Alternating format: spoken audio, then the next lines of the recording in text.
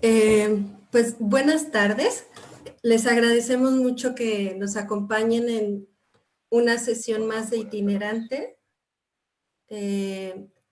Itinerante es un seminario interinstitucional de historiografía e historia de las ciencias y las tecnologías que coordinamos Laura Cházaro, María Eugenia Constantino, Angélica Morales, Carlos López Beltrán y yo, Adriana Minor.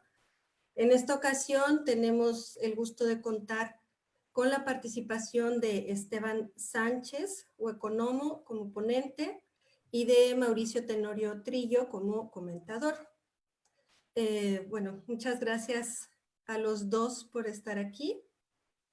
Pues vamos a comenzar con la presentación de Esteban Sánchez, que van a ser más o menos 40 minutos, seguido por los comentarios de Mauricio Tenorio, más o menos otros 20 minutos, y a continuación daremos paso a las preguntas del público que podrán escribir por el chat de la plataforma o desde la transmisión de Facebook, o bien indicar si quieren plantear las preguntas directamente. ¿Hasta aquí me escucharon todos bien? ¿Sí, no? Creo que sí. Muy bien. Bueno, Esteban Sánchez, Hueconomo, es licenciado en Historia por el Instituto Mora, obtuvo la maestría en Historia de la Ciencia por la Escuela de Altos Estudios en Ciencias Sociales de París. Desde 2017 es colaborador del Instituto Nacional de Historia del Arte en la misma ciudad, y este año fue admitido con financiamiento en el doctorado de la Sorbona en París I, en codirección con la Escuela de Altos Estudios, y paralelamente cursa la maestría en Humanidades Digitales en la École Nationale de Chartres. Su proyecto de doctorado trata sobre las representaciones del territorio mexicano en las exposiciones universales de París, sobre lo cual nos hablará el día de hoy. Su presentación lleva por título, bueno, ahí está, México en las exposiciones universales de París, circulaciones, interacciones y transferencias culturales en la producción de imágenes científicas del territorio nacional. Esteban, muchas gracias por presentar tu trabajo en Itinerante. Adelante, te escuchamos. Sí, ¿me escuchan bien? Sí. Ok, bueno, pues muchas gracias.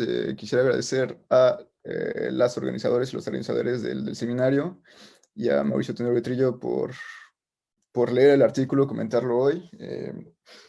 Creo que será una gran oportunidad para mí poder compartir esto, que en realidad no son resultados de investigación, solo pues, es un proyecto de doctorado que estoy empezando, entonces evidentemente lo que voy a proponer son muchas más preguntas, tal vez no extremadamente claras, más preguntas que respuestas. Y lo que quisiera presentar hoy va a ser en tres etapas relativamente autónomas. Primero quisiera hablar de cuestiones historiográficas. Voy a abordar la cuestión de México, México en las exposiciones universales, pero sobre todo, y voy a insistir más en ello, la historiografía francesa sobre las exposiciones, puesto que me tengo, y bueno, me inscribo en un trabajo universitario que depende de este tipo de acercamientos. Y tal vez es un terreno menos conocido en México que la producción anglófona sobre las cuestiones universales. Y creo que abre perspectivas interpretativas que son muy enriquecedoras para la historiografía mexicana, que permiten diálogos bastante interesantes. Es un terreno muy prolífico en Francia. Segundo, voy a presentar el artículo que presenté, que es una síntesis de mi tesis de maestría, que es básicamente una monografía sobre la presentación de México en la exposición de París 1900. Voy a leer un texto que es, de nuevo, una síntesis del artículo que presenté. Y finalmente voy a hablar del proyecto de doctorado que empiezo, que lo que hace es, a partir de, digamos, las problemáticas que planteó la investigación de maestría, traté de proponer un proyecto en el cual ya no abordaría tanto la cuestión de los pabellones en sí, sino los circuitos de producción de objetos desde el gobierno federal para presentar en las exposiciones universales. Entonces, bueno, sobre la historiografía francesa, aquí pongo algunos elementos, algunas referencias, no sé si las puedan ver, pero luego podré compartir las bibliografías sin problemas, se la podré pasar a los asistentes. Hay un compendio que se hizo en el año 2000 que reúne más de 1200 referencias, en las cuales hay 300 textos franceses, bastante interesante. Digamos que la historiografía francesa, en la historiografía francesa sobre las exposiciones universales hay una verdadera reconducción e intensificación de la investigación en los años 80, alrededor de los debates en el cuadro del centenario de la exposición de 1889, que estimuló grandemente las investigaciones académicas sobre estos temas. Se trató sobre todo de analizar las dimensiones comerciales, políticas, el impacto urbano, también el impulso artístico y arquitectónico de estos eventos. Un autor, digamos, célebre de este tipo de acercamientos es Pascal Horry. Y paralelamente, y en acuerdo con perspectivas del mundo anglófono, después de los trabajos de Edward Said, es decir, los estudios postcoloniales y también acercamientos de los estudios culturales, un poco en el mismo sentido que los trabajos de Paul Greenhalgh, Timothy Mitchell o Zeynep Selik, hubo en Francia un muy fuerte interés por la dimensión cultural y simbólica de estos eventos. Un ejemplo, un buen ejemplo son los trabajos de Sylviane Lebrun, quien escribió Le Théâtre des Colonies, el Teatro de las Colonias, que aborda cuestiones museográficas, escenográficas, cómo se construyen culturas coloniales, cómo se hace la puesta en escena artística y científica de miradas sobre l'autre, el otro, en itálicas, sobre la otredad extraeuropea. También aborda cuestiones como la experiencia subalterna de la modernidad. Y hay un muy buen compendio, hay un artículo que hace un recuento muy eficaz de cómo sucedió todo esto, es de Edouard Vasseur, quien trabajó sobre la exposición de 1867 principalmente. Todo este terreno corresponde a discursos eruditos ideológicamente eficaces y está muy ligado a la historia de las ciencias humanas, como se hace en Francia, para las cuales las exposiciones universales son un polo esencial. Estos eventos son espacios de institucionalización, de consolidación epistemológica y de patrimonialización museográfica para las ciencias humanas, es decir, la antropología, la etnografía, la arqueología y la prehistoria, que fueron consolidados en un mismo impulso museográfico a través de estos eventos, en particular 1867 y 1878. Se trata de colecciones de objetos importadas por misiones científicas que permitieron construir, crear el Museo Etnográfico de las Misiones Científicas, el Museo de Historia Natural, bueno, alimentarlo, y también crear en 78 el Museo de Etnografía del Trocadero.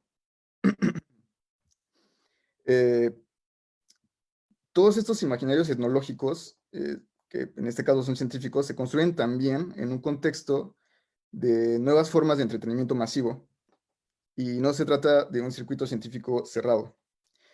Hay toda una serie de factores comerciales ligados a la explotación de un exotismo rentable que refuerza todas estas jerarquías culturales puestas en escena en las exposiciones, mostrando territorios oníricos e incompatibles con la modernidad occidental. Esas son dos imágenes, son buenos ejemplos. Es el pabellón de Egipto en 1867 y una imagen que circuló mucho también en 67 en una de las publicaciones francesas, que básicamente muestra una amalgama entre las culturas extraeuropeas y cómo eran presentadas de una manera bastante, digamos, romantizada. Hay muchas investigaciones entonces sobre cuestiones como la egiptomanía, la orientalización de territorios también europeos como Andalucía, por ejemplo, de arquitecturas africanas, etcétera, etcétera. En todo esto hay un interés relativamente reciente por América Latina, desde los años 2000-2010. Hay una serie de monografías sobre el pabellón mexicano de 1867 que escribió Christian de Molinaire-Duyer. Hay artículos de Pascal Rivial sobre la participación latinoamericana y hay bastante producción sobre los casos de Brasil y Argentina. Entonces, bueno, para terminar por esta cuestión de la historiografía francesa, solo quería decir que Estas imágenes nacionales, las imágenes nacionales producidas en estos eventos son aspectos colaterales a intercambios comerciales y tecnológicos. Es decir, que estas imágenes producidas están ligadas a las significaciones culturales y filosóficas internas de las exposiciones. Y en Francia, un terreno realmente muy importante y prolífico historiográficamente es el de la historia de las técnicas, puesto que sus perspectivas son fundamentales para comprender estos eventos, sus proyectos intelectuales, el sentido de sus categorías, de las nomenclaturas que proponían, de los grupos y clases con las cuales ordenaban la totalidad de la actividad humana. Los organizadores tuvieron criterios muy estrictos, ¿no? Establecieron estándares internacionales y hubo, por ejemplo, en el caso de México, un impacto local en la cadena de producción de estas imágenes. De hecho, las exposiciones son universales desde 1855, con la exposición de París, en un evento en el cual la técnica, la tecnología fue usada para federar arte e industria. Se trata de un modelo específicamente francés que puso en un plano relativamente horizontal diversas formas de producción: la industria, la artesanía, la agricultura, las artes. El objetivo era establecer una política cultural, un culto a la tecnología heredero de utopías de Lopley, sansimonianas, comtianas, y se trata de poner el trabajo como un eje fundamental en la construcción de discursos que establecen una continuidad histórica del devenir humano. Bueno, en fin. Sobre la historiografía en México, digamos, para abordar este tema para las personas que tal vez no son tan cercanas, que no conocen tanto cómo se presentó México en las exposiciones universales, voy a hacer un pequeño recuento historiográfico. Bueno, está evidentemente la referencia fundamental es el libro de Mauricio Tenorio Trillo, que abarca, no voy a mencionarlo mucho ahorita porque pues básicamente abarca virtualmente todas las exposiciones, entonces es omnipresente. Y hay otro libro bastante interesante que hace una recapitulación, una crónica bastante eficaz, que es el de María de Lourdes Herrera Feria, que trabajó sobre la participación de Puebla en las exposiciones universales. Bueno, el contexto es el proyecto de modernización porfiriano. Voy a leer un pequeño párrafo que sintetiza esto como lo propuse en mi proyecto para pasar rápido, puesto que, digamos, esta cuestión de la significación comercial y diplomática de las participaciones mexicanas es, digamos, una idea que la historiografía, que se acepta comúnmente en la historiografía desde hace prácticamente 40 años, desde que Jean Giguère abordó formalmente la cuestión. Entonces, lo que yo había escrito, digamos, muy rápidamente era: el régimen de Porfirio Díaz ha sido caracterizado como un periodo de consolidación del Estado-Nación. Tras medio siglo de guerras civiles e intervenciones extranjeras, la estabilización política permite el desarrollo de infraestructuras urbanas y de comunicación. El gobierno renueva relaciones diplomáticas con las grandes potencias y adopta una actitud permisiva frente a sus inversiones. El Estado canaliza intereses privados y locales y extranjeros y asegura la consolidación de industrias de exportación.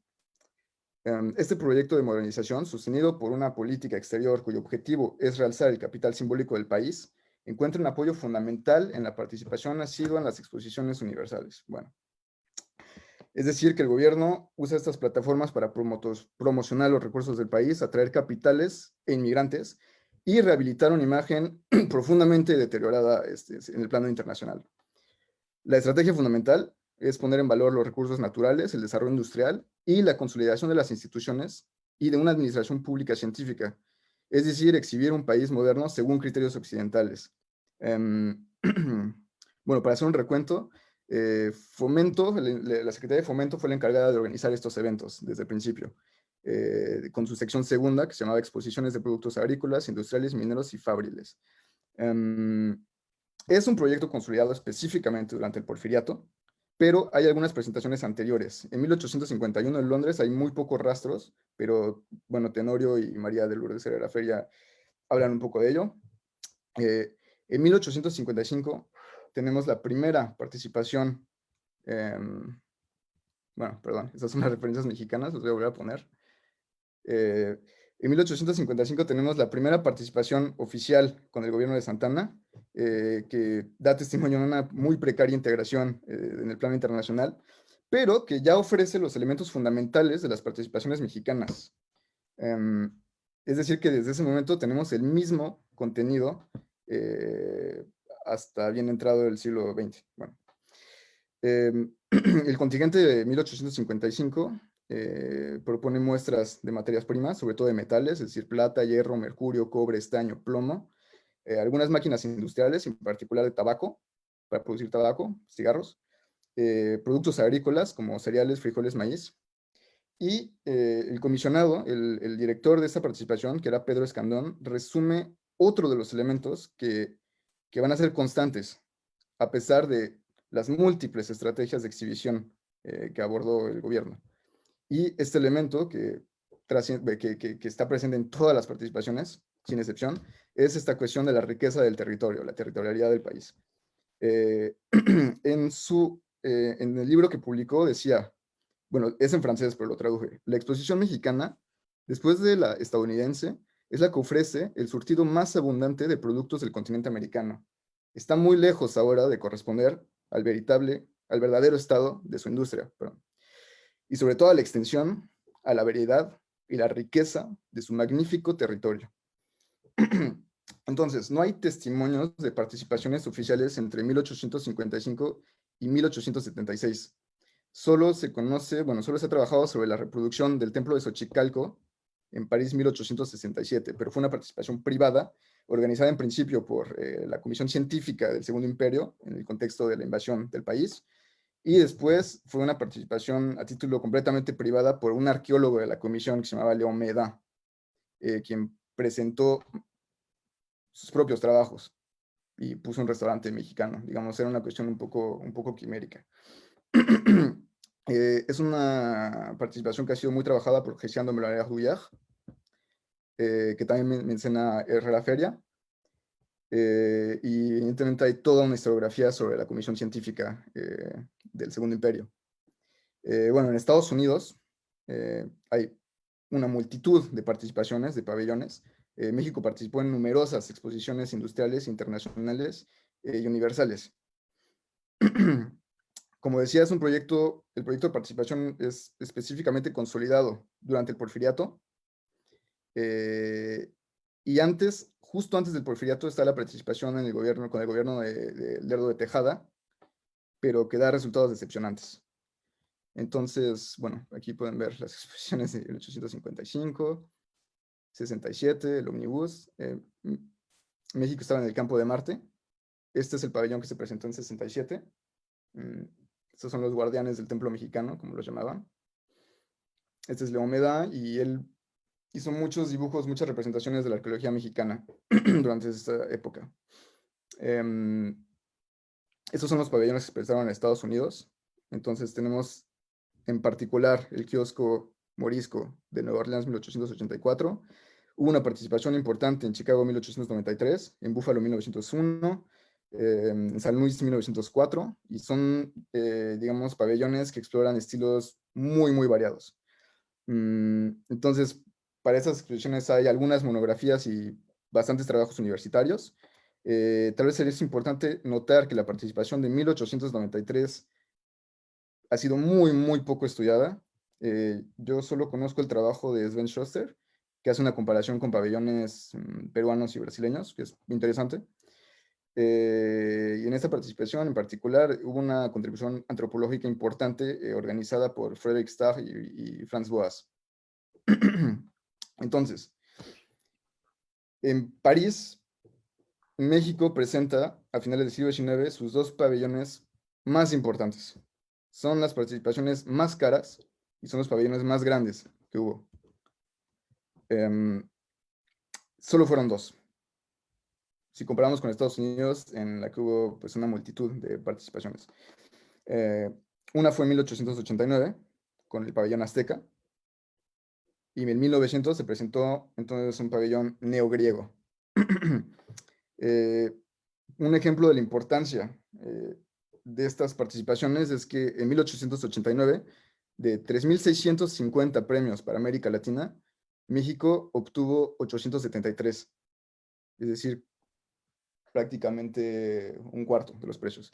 En 1900, de 1.898 premios a América Latina, México obtiene 1.037, es decir, más de la mitad. con un palacio, con un pabellón que era sensiblemente más pequeño que el de 1889. Entonces, bueno, sobre el pabellón de 1889 se ha escrito mucho, es normal, puesto que es un momento pues, fundamental de la historia del arte en el país. Es un edificio extremadamente excéntrico, muy elocuente sobre el estado de la cultura intelectual moderna mexicana, básicamente a través de un indigenismo estético y científico renovado, materializaba la historiografía liberal y republicana de México, presentada en México a través de los siglos, y exhibía el régimen como la culminación de la historia de México. Ese es el pabellón. Bueno,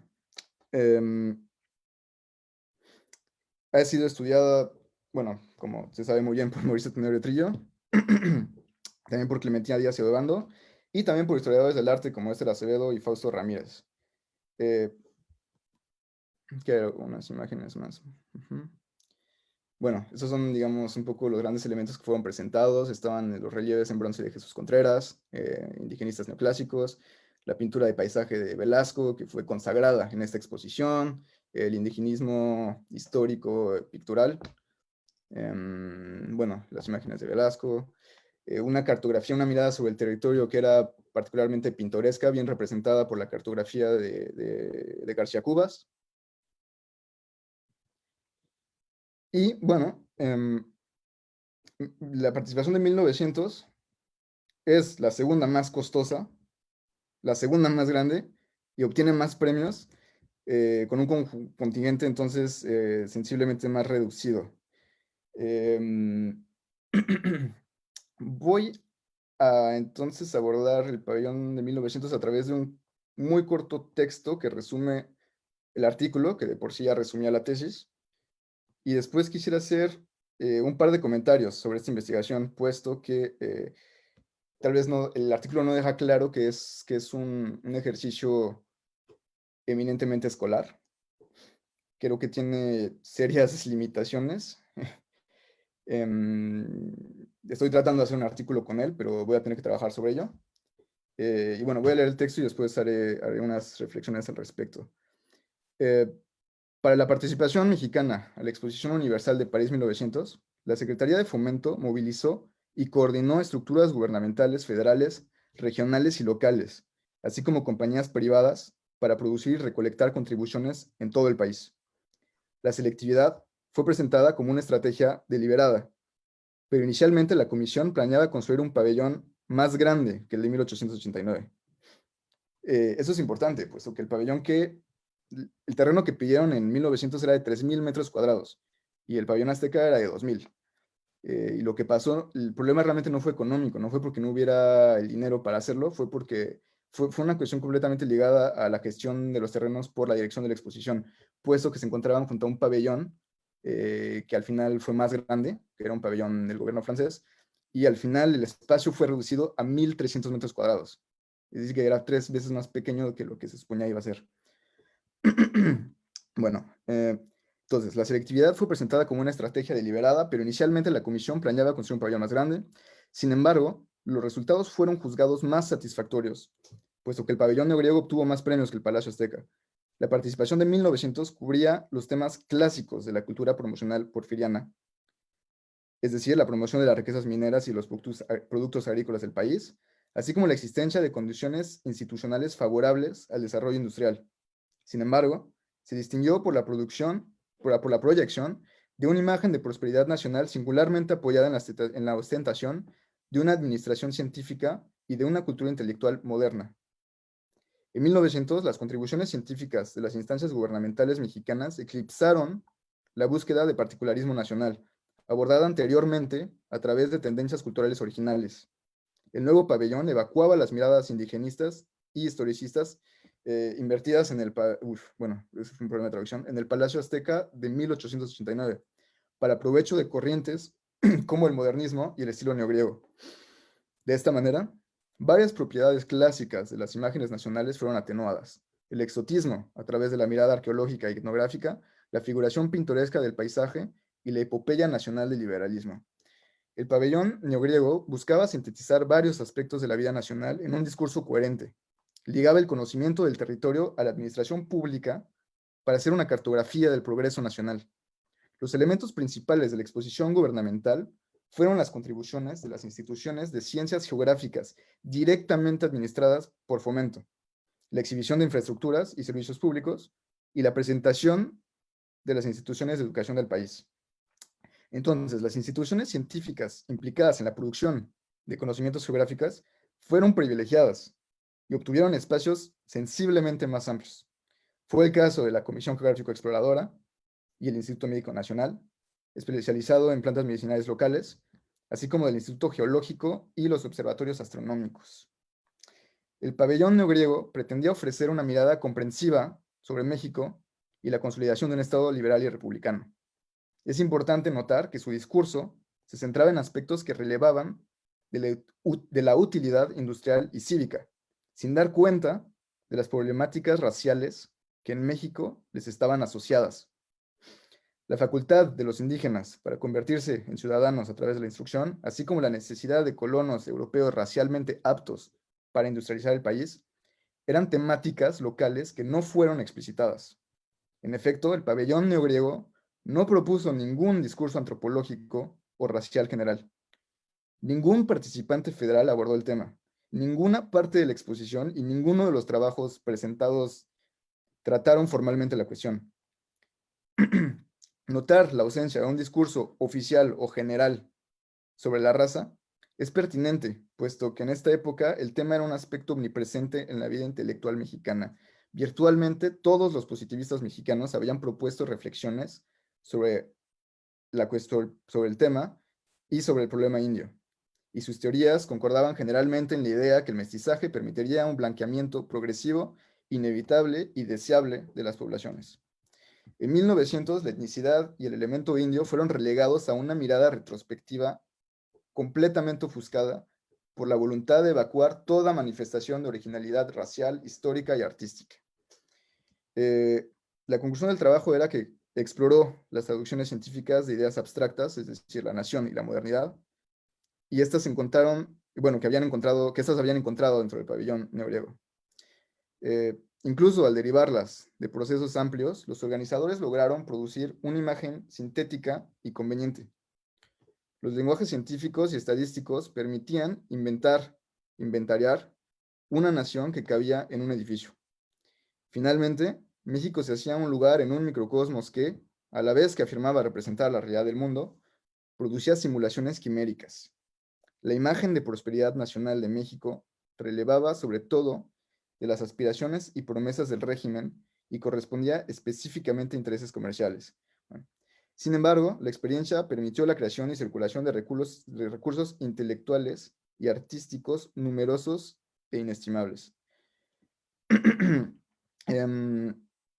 Quisiera agregar una cosa que no estaba en el artículo y que pienso que es importante y es relativa a la prensa, porque tengo un último ejemplo de un texto publicado que me parece sintetiza muy bien el sentido que los organizadores quisieron darle a este pabellón. Entonces, en la tesis sí desarrollé la cuestión de la prensa, un poco más. Bueno, el organizador de la exposición, que era Sebastián de Mier, afirmaba que no hubo un proyecto de seguimiento, un proyecto para decidir qué escribir en la prensa francesa. Mier dice que dejó total libertad. En realidad, los artículos que circulaban en la Exposición Universal retomaban generalmente casi al pie de la letra las publicaciones mexicanas y la comisión siguió muy de cerca lo que hacía la prensa.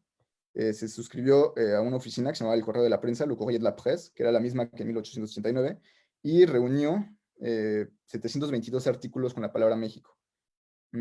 Entonces, entre todos estos textos hay una cita que me parece que sintetiza bien la imagen deseada. Es probablemente un texto escrito por alguien de la comisión, yo pienso. Es en francés, lo tradujo al español.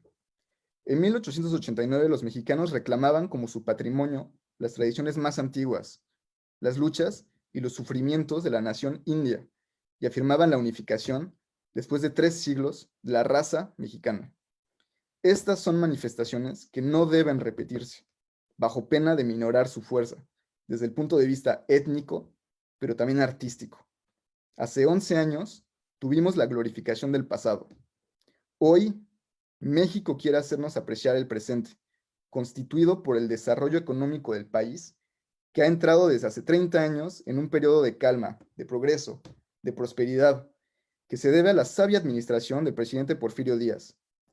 La Ciudad de México ve todos sus edificios nuevos construidos en el estilo neogriego, tan estimado por el Segundo Imperio. No hay pabellón que presente una variedad más amplia, en razón de la multiplicidad de los productos de su tierra, que se trate de agricultura o de mineralogía. Hay que recordar que el oro y la plata abundan en México, que las minas se cuentan por miles, de las cuales muchas no pueden ser explotadas debido a la falta de mano de obra. Bueno, entonces quisiera terminar la cuestión del artículo y de la tesis de maestría con unos cuantos comentarios. Bueno, como decía, es un trabajo universitario, escolar. Se trata de una crónica. No pretende proponer alternativas historiográficas y está completamente alineado a la interpretación de Tenorio Trillo, en realidad. Es decir, que se trata de analizar la construcción de una imagen nacional a través de los mismos elementos que Tenorio Trillo definió. Es decir, digamos, interpretar el pabellón analizando el equilibrio que hace entre varias materias primas para la imagen nacional, que son ciencia, historia y arte.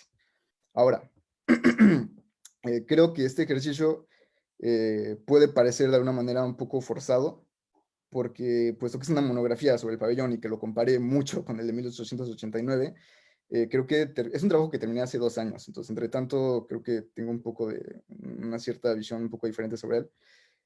Traté de dar una cierta personalidad al pabellón. Digamos que quería diferenciarlo de otros pabellones para observar sus particularidades, pero es importante y no hay que olvidar que se trata de un mismo proyecto global y que hay mucha más coherencia y continuidades entre este y los otros pabellones que diferencias radicales.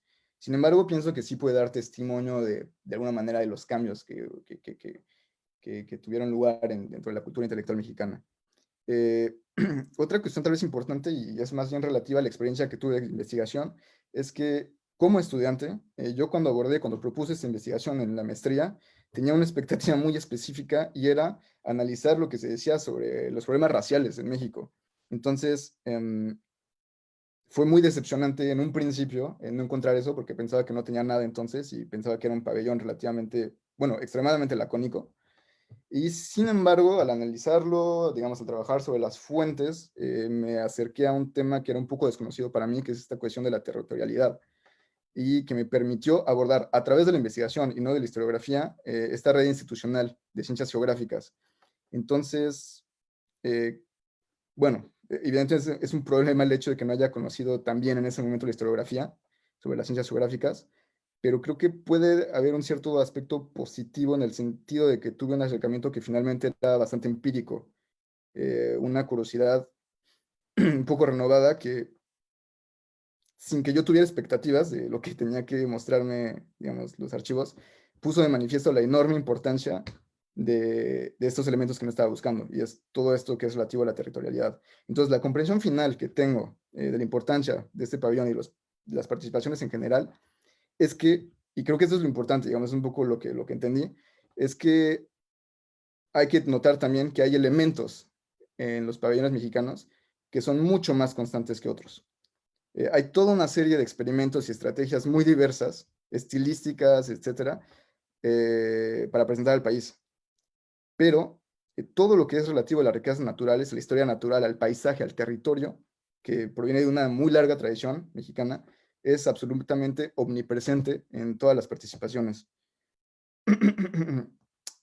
Hay una última crítica, pero esta está dentro de la tesis, es como la había terminado, y corresponde, digamos, a los límites y a ciertos temas que después propuse desarrollar para el doctorado. Para esto me inspiré mucho en la investigación de María de Lourdes Herrera Feria, puesto que trabajaba sobre la participación regional de Puebla y de actores locales, sobre todo privados, en las instituciones universales. El texto acababa así, bueno, el mío. Este trabajo se limitó a analizar una imagen construida por agentes institucionales y oficiales. Es más, solo se ocupó de aquellos elementos ejecutados, financiados o promovidos por una Secretaría Federal.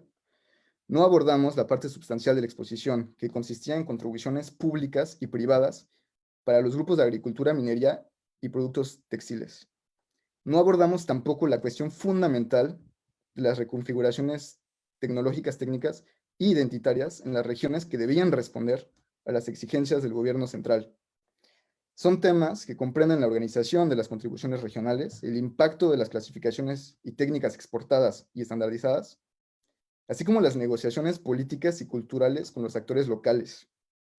En 1900, el retraso en la captación de las contribuciones regionales contrastaba fuertemente con la eficiencia de las instituciones federales. Esto relevaba de negociaciones más o menos tensas sobre la manera en la cual la nación debía ser representada.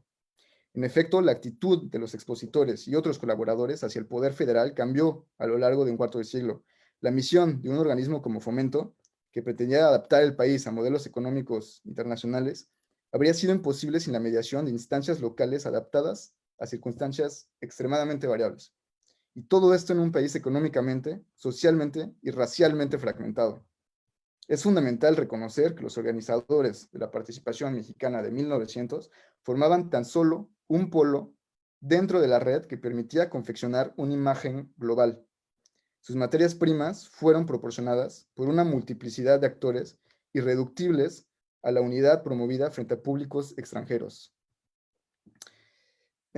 Todo esto me lleva para terminar a la cuestión del proyecto que propuse para el doctorado, que regresa, es un retorno al contexto local. Quisiera abordar de manera general varias participaciones, en especial las parisinas, tal vez estadounidenses, veremos sobre la marcha qué pasa. Y lo que propuse hacer es profundizar el estudio de objetos cuya existencia constaté, que muchas veces ni siquiera pude ver porque trabajé con los catálogos, con otro tipo de documentos, y toda una serie de objetos, principalmente visuales, se trata mucho de imágenes, que fueron usados para construir imágenes globales sobre el territorio mexicano. Es decir, que quisiera seguir trabajando sobre esta cuestión del territorio y sobre cómo fue puesto en valor. Voy a terminar con un pequeño texto que resume el proyecto de doctorado, que también es un terreno de trabajo.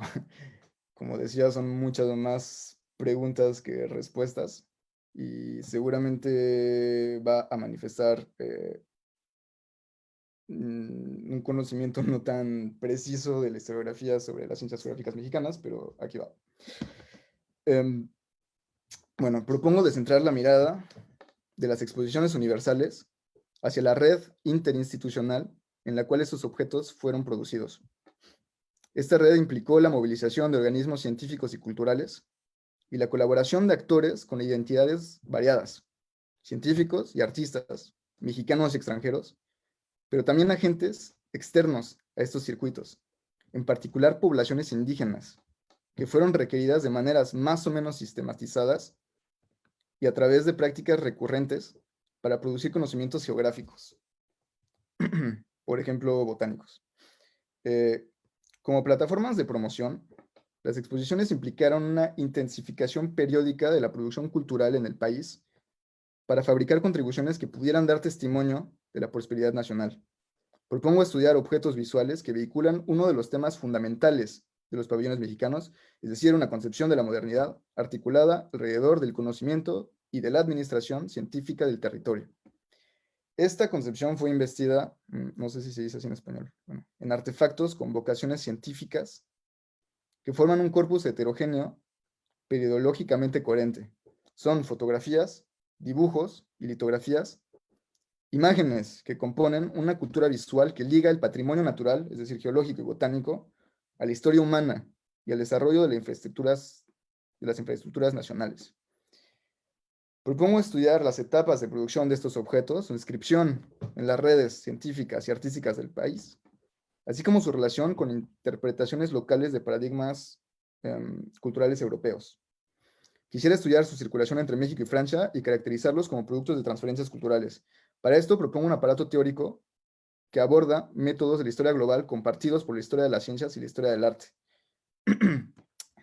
El Estado porfiriano financió y creó instituciones científicas para conocer mejor el territorio mexicano y explotar eficazmente sus recursos. En este contexto, las ciencias geográficas, en un sentido amplio, se volvieron omnipresentes en las prácticas de la administración pública y de las ciencias mexicanas. Disciplinas como la cartografía, la botánica, la geología, la arqueología y el higienismo compartieron en este contexto métodos, problemáticas e incluso principios epistemológicos. Los paradigmas organicistas y positivistas de esta época permitieron imprimir en el territorio una visión teleológica de la nación que borraba las fronteras entre naturaleza y sociedad, entre la larga duración geológica e historia humana. Propongo estudiar la circulación de personas, objetos e ideas entre varios organismos, bueno, la Comisión Geográfica Exploradora, el Instituto Geológico, el Instituto Médico para la Flora Medicinal, el Observatorio Astronómico y Meteorológico, el Museo Nacional y la Academia de San Carlos.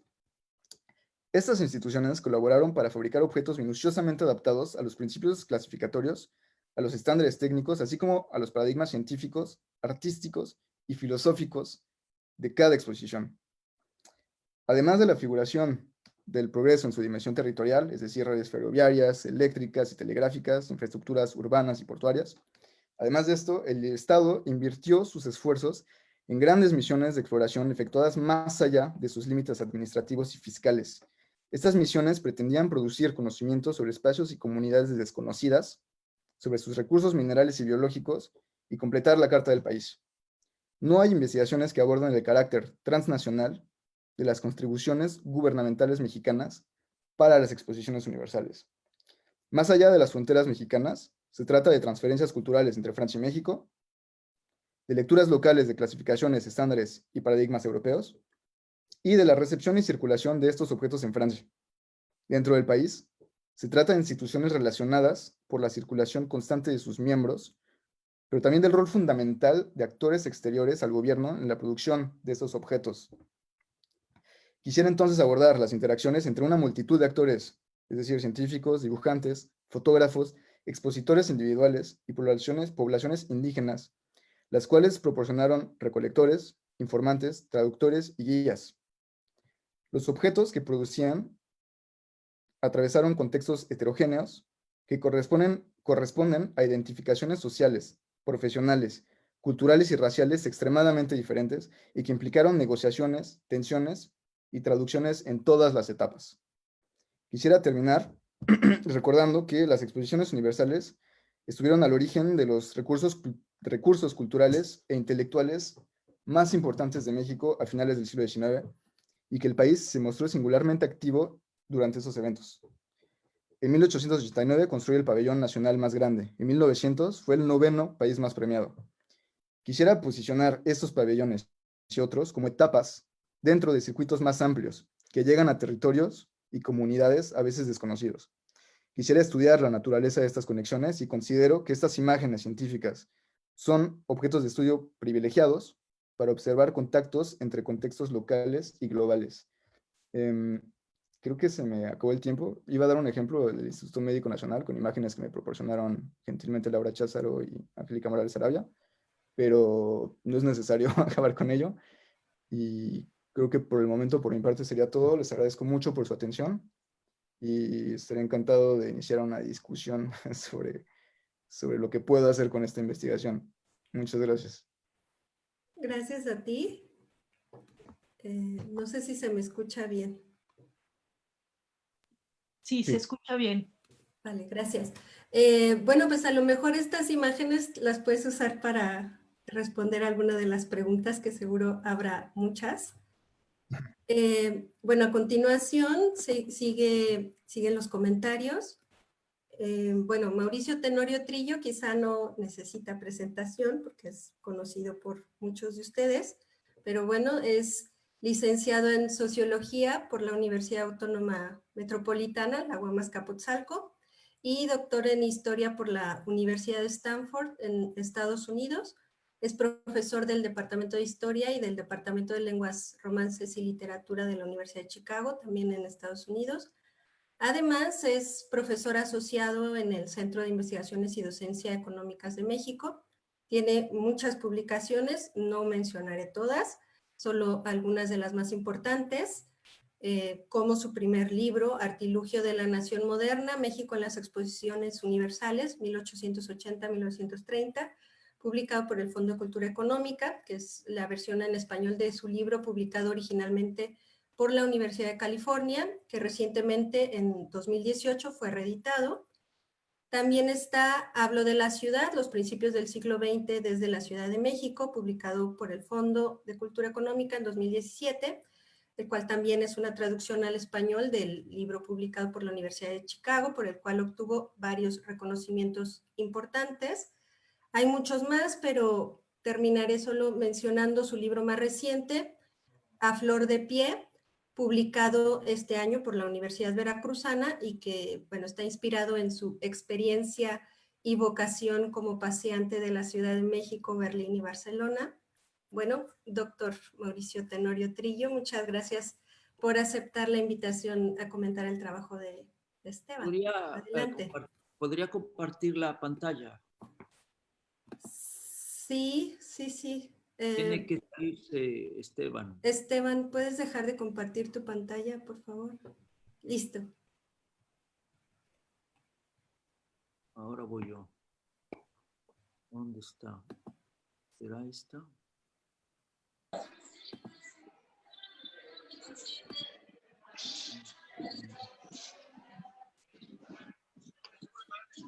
Un momento.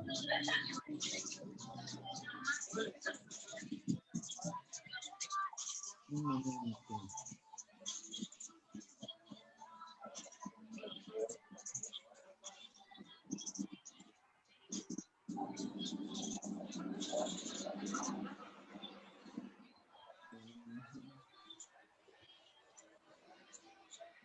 Ahora.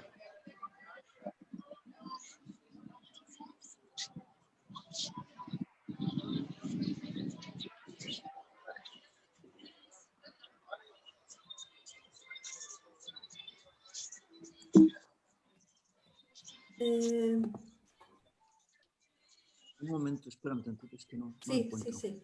Digo, si te podemos apoyar en algo, pues nos dices. No, es un desmadre aquí en la mía.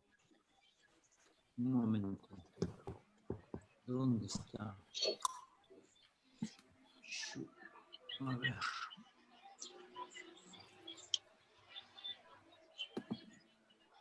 A ver, avance aquí. A ver. Ok, aquí está. ¿Por qué no sale?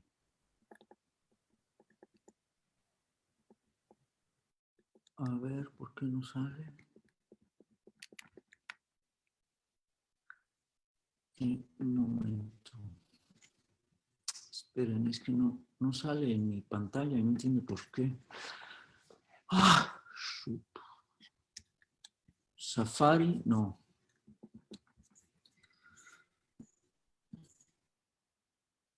¿Dónde está? Presentación. ¿Por qué no sale?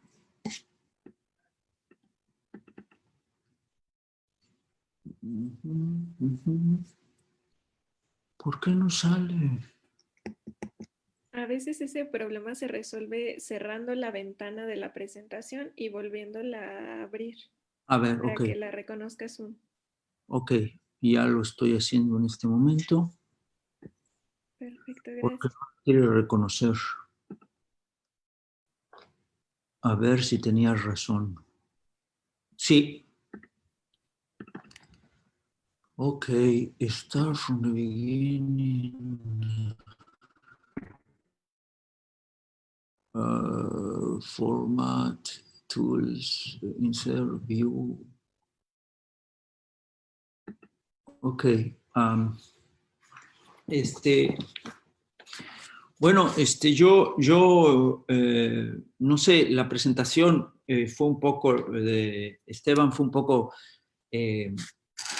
muchas más cosas de las que a mí me pidieron, que a mí me dieron un artículo sobre México en 1900 y sobre eso tenía que comentar yo y lo demás pues no sé mucho qué decir de todo lo demás del proyecto de doctorado, de tesis de doctorado. Trataré de comentar el artículo tratando de hablar de lo que él, tratando de improvisar con un poco de lo que él dijo al final sobre cómo seguir. Primero, hace muchos años que yo escribí sobre las ferias internacionales, 25 años o yo no sé qué, la primera edición del libro creo que es de 1996 o 97, no me acuerdo. Y realmente hace mucho que... Y aunque he tratado de ferias los años después, no he vuelto a trabajar el tema. Entonces tengo que acordarme, dice Esteban que trata de ser muy fiel a lo que yo dije y que sigue mis panoramas. O será que él es más infiel de lo que él cree, o será que ya a mí ya se me olvidó lo que dije, pero yo no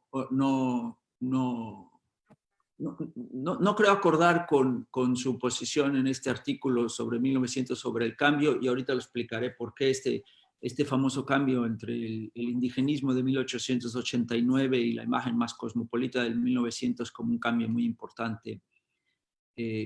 Creo que yo ya lo decía en el libro, pero si no lo dije entonces, a lo mejor es que he cambiado de opinión, y ni que él me sea infiel, ni que yo haya cambiado de opinión, es una tragedia, está bien.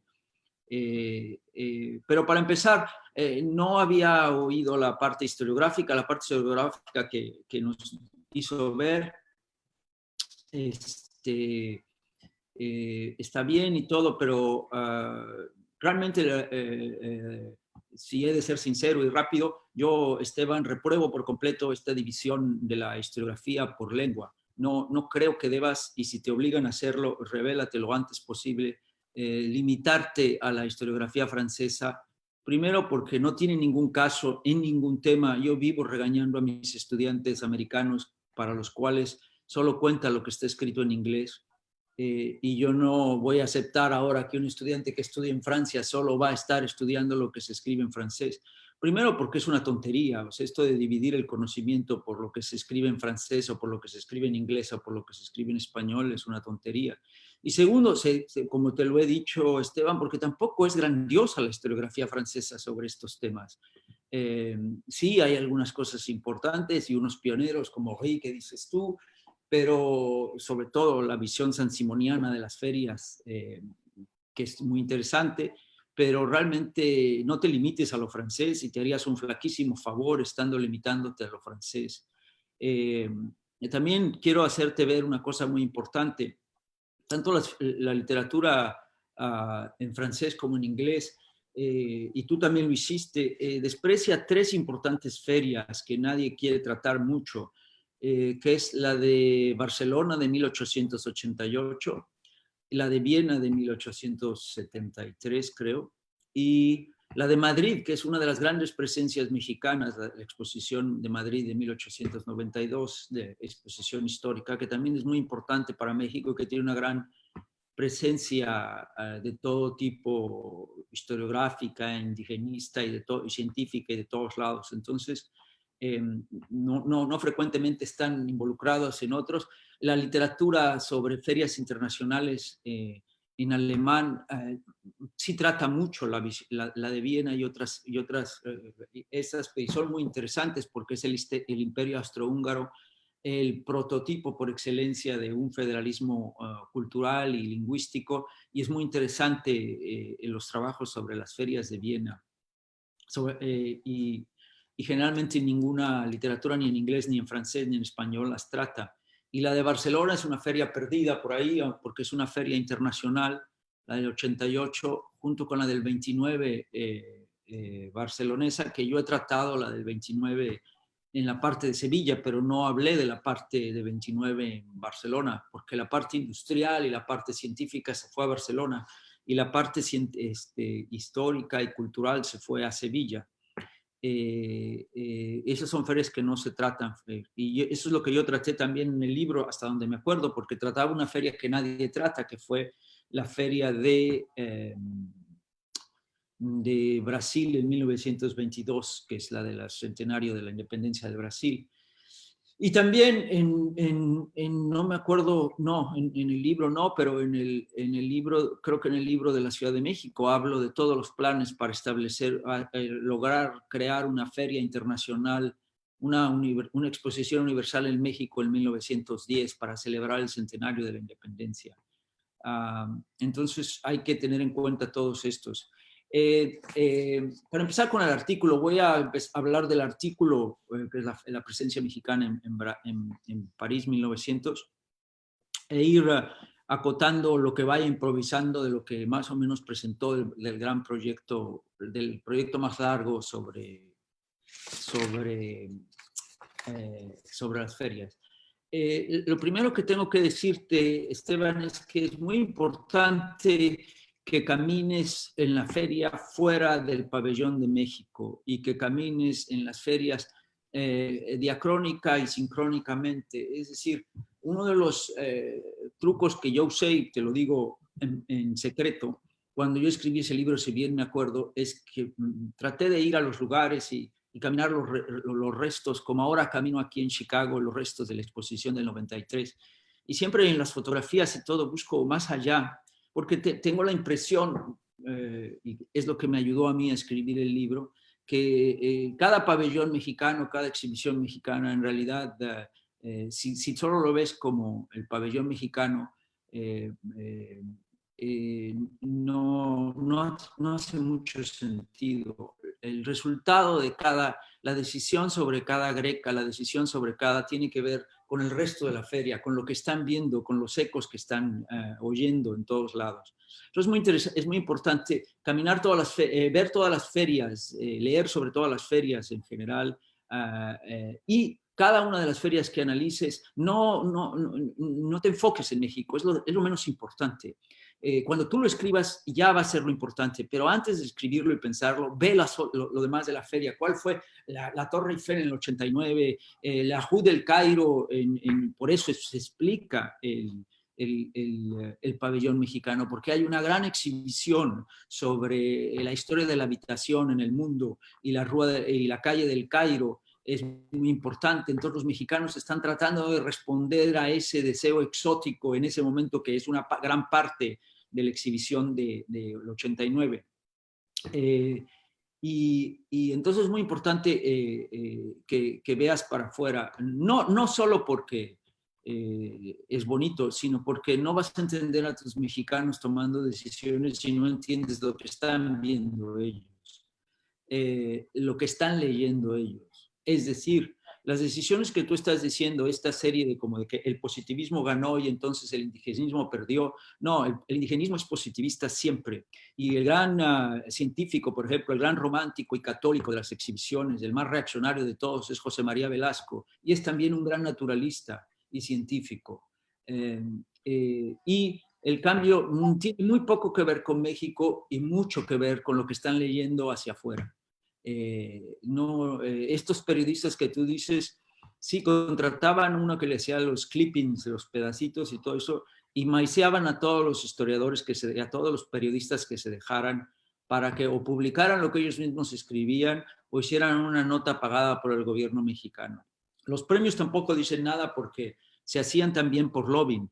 Y lo que habla la Feria del 900 frente a este equipo de exposiciones que se creó en el Porfiriato, los que yo creo que les llamaba los magos del progreso, se habían profesionalizado mucho. 1889 está llena de problemas y de grillas. Mimiaga, el encargado, era muy grilloso, y Sebastián Mier es un diplomático que acaba en Persia y en todo, es un agente muy profesional. El equipo está mucho más profesionalizado, saben a quién pagar de los jueces, y sin embargo hay contradicciones internas que voy a explicar, que son muy interesantes y que tú no pusiste ninguna atención a ellas y creo que es muy importante.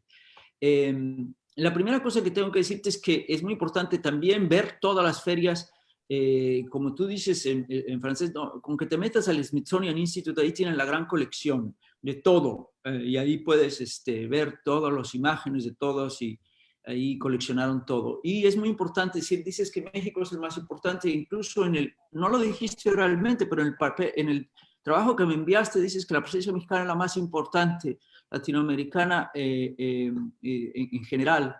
No es cierto, México es profundamente secundario dentro de los latinoamericanos.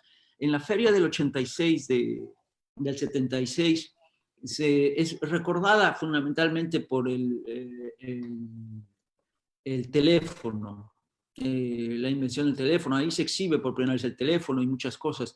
Y uno de los grandes momentos de las ferias internacionales ever es la presencia de este famosísimo motor que movía no sé cuántas máquinas de tejido, 8.000 o 9.000 máquinas de tejido. Esta es la inauguración de la feria del 76 con el presidente Grant ahí y su compañero de presentación, que es el emperador Dom Pedro II del Brasil.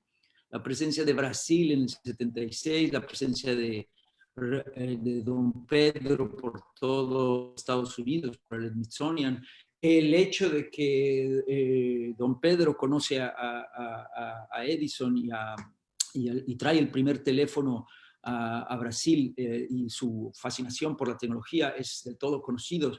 La presencia brasileira es muchísimo más importante y más interesante que la mexicana en muchos lugares, y sobre todo la presencia, quizás el edificio más famoso de todas las repúblicas latinoamericanas en ferias es este, que es el edificio argentino en la feria de 1889, que luego fue desarmado y está en una plaza en San Martín, creo, en Buenos Aires.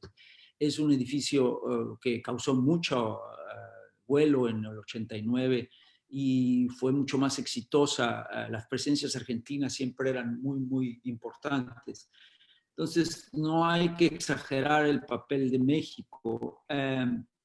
Luego, el palacio neogriego el palacio neoclásico del 1900 mexicano es muy importante, sí, pero es una decisión de una lucha y me asombra mucho que no porque haya que hacerlo, sino porque pues ya estaba hecho, que te costaba echarle un ojo ahí. Es decir, esta es la decisión de creo que en el libro yo lo hacía, yo me imaginaba armar las imágenes nacionales como una especie de bodega, donde hay un montón de utilería de todo tipo, desde lo indigenista hasta lo más español, lo medio árabe, el zorro y todo, donde ahora ya yo tengo la convicción, en esa bodega pues está Frida Kahlo y están narcos y tú sacas a según quiere el cliente lo que va a ofrecer. Ahora, es muy importante lo que tú dijiste, y aquí voy a improvisar lo que tú decías, que la decisión de que llegue a esa bodega no es tan autoritaria como nosotros creemos, y eso es lo interesante de ver los archivos y verlo.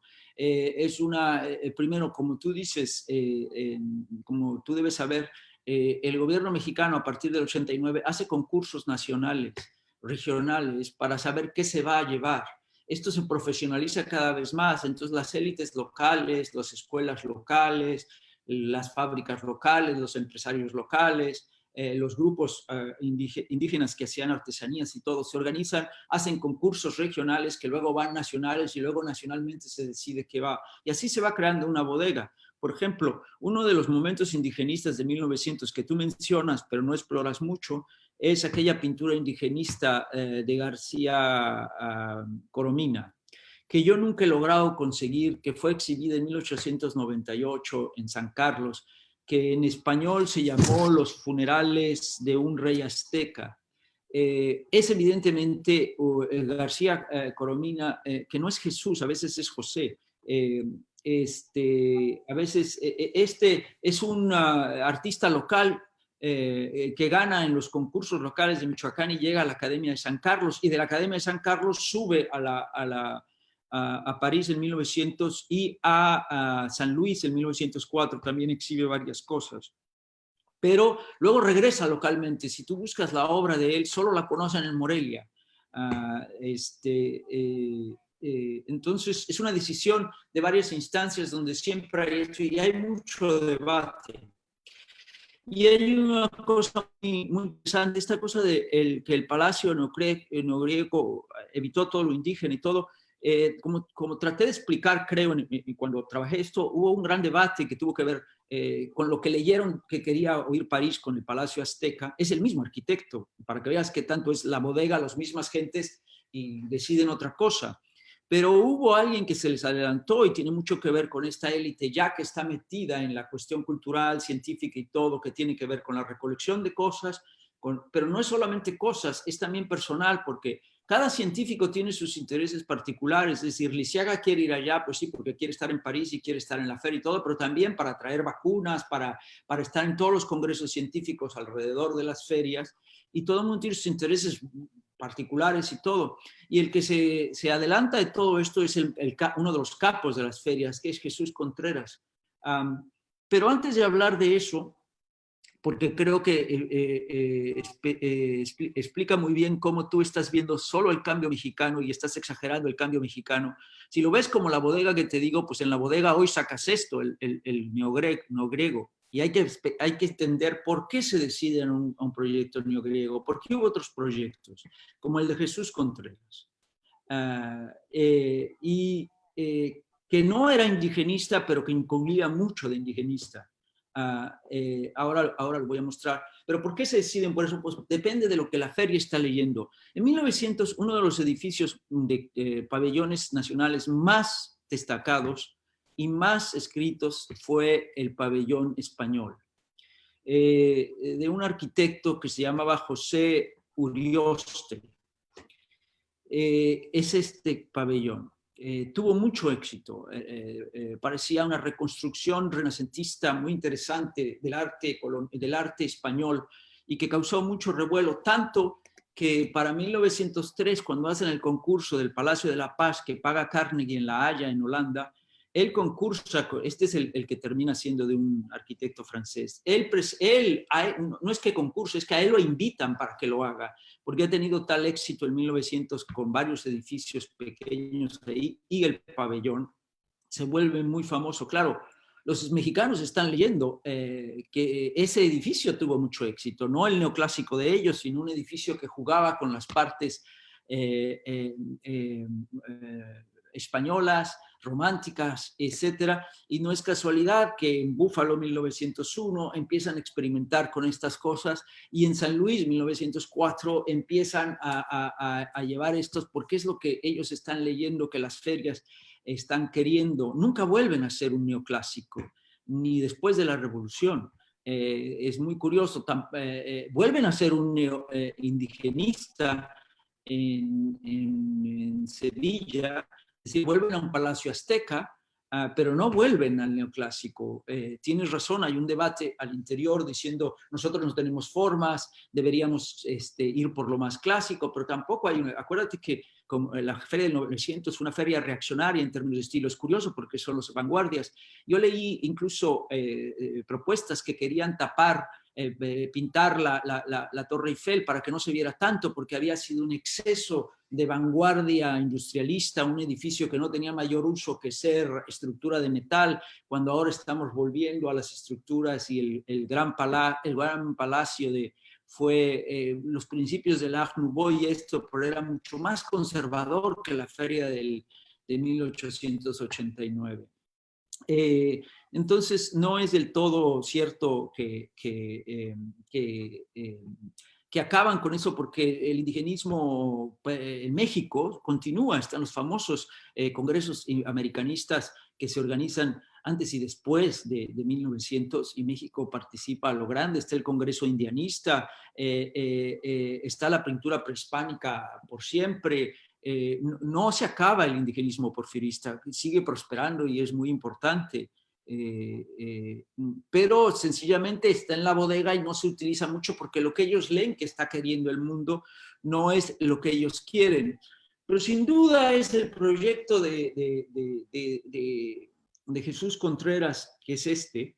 Es muy importante por todas las razones, porque habla mucho de la grilla mexicana, habla mucho de cómo se está funcionando. Este equipo está haciendo la recolección nacional, hay varias propuestas, pero Jesús Contreras, desde sus viajes a París en el 89 y todo eso, tiene muchos contactos franceses, ya ha maiciado a muchos jueces y todo, para él ganar los proyectos. Es más, ya tiene contratadas las construcciones, y por eso ves el debate sobre el espacio donde se va a hacer y no se va a hacer, etcétera. Y Jesús Contreras desarrolla este edificio. Es muy interesante el edificio, porque el edificio tiene, las bases son de Mitla. Luego este arco del medio es el Arco de la Paz, y la Reforma y la Independencia y la Reforma, muy cercano a lo que después será el Ángel de la Independencia. que representa la justicia, la paz, etc. Claro, la paz es Porfirio Díaz y todos lo saben, la paz es también la paz europea que empieza en 1876, 71, después de la guerra franco-prusiana y que dura hasta la Primera Guerra Mundial. Es lo que todo el mundo está hablando, por eso el Palacio de la Paz que te acabo de mostrar.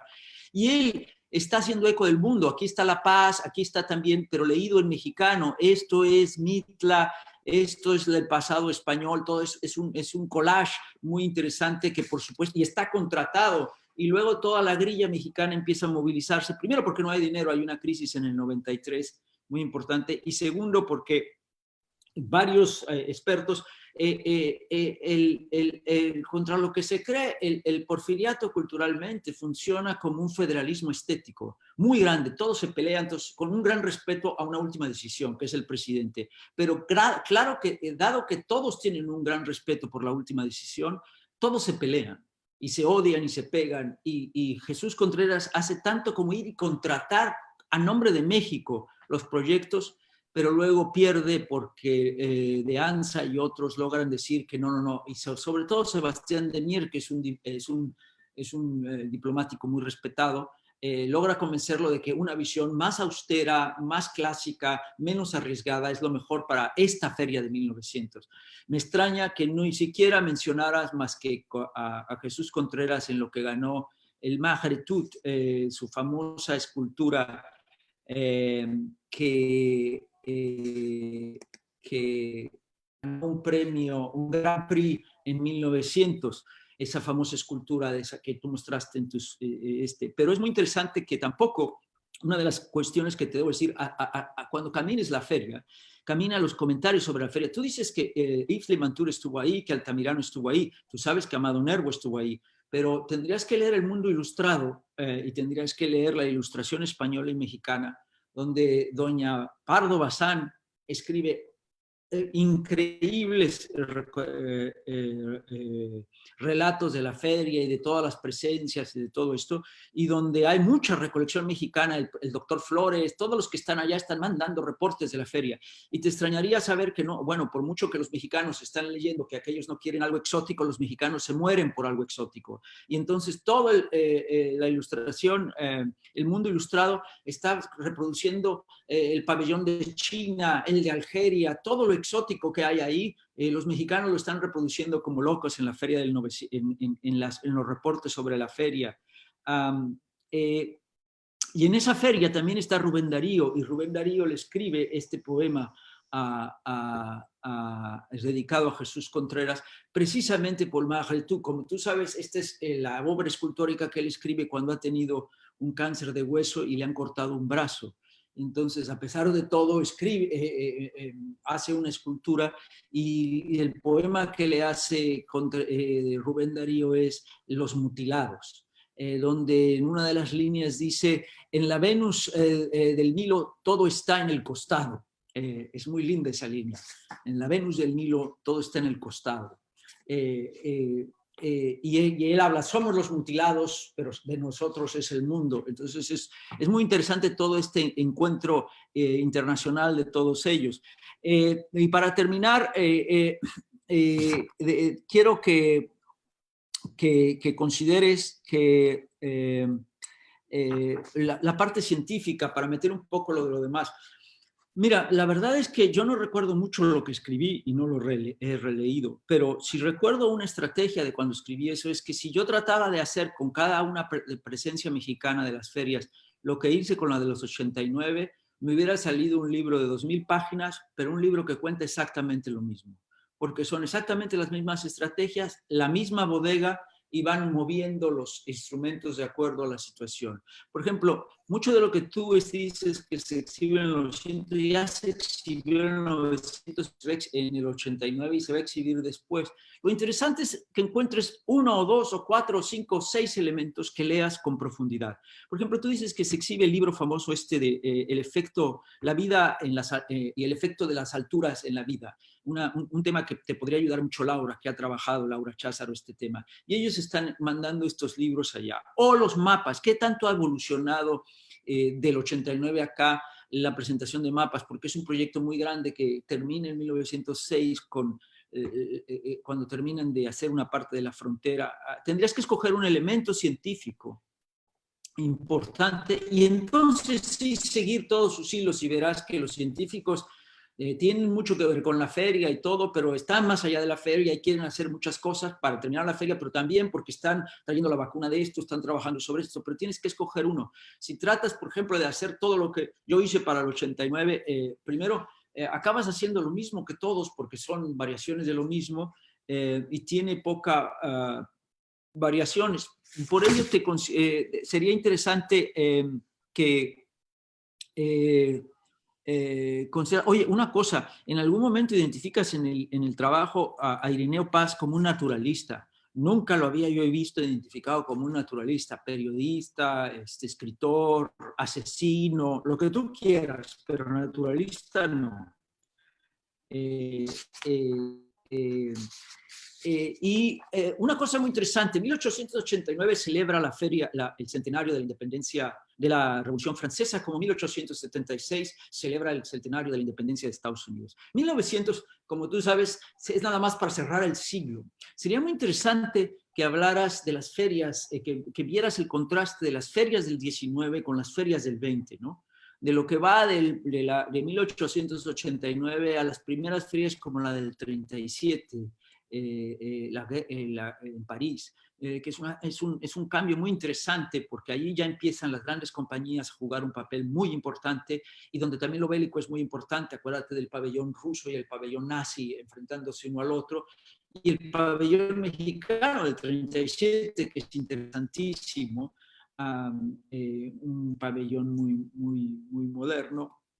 Y lo que va de esto al Foro de las Culturas de 1900, muy interesante, el siglo XX también cerró con una feria internacional, la Feria de Hannover, donde México presentó lo que yo creo uno de los proyectos más exitosos. Otra vez, es la misma bodega, la porfiriana y la es la misma. Le han montado más cosas y hay cosas ahí, pero es lo mismo.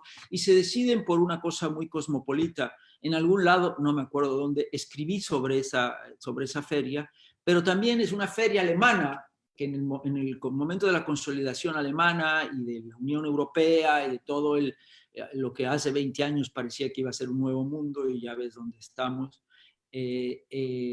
México hacen una feria internacional en Hannover y México presenta este pabellón de Legorreta, pero no me acuerdo dónde, pero en algún lado lo comenté y hablo de eso y es interesante también por los ecos que hay en los otros pabellones y lo que se expuso en otro lado.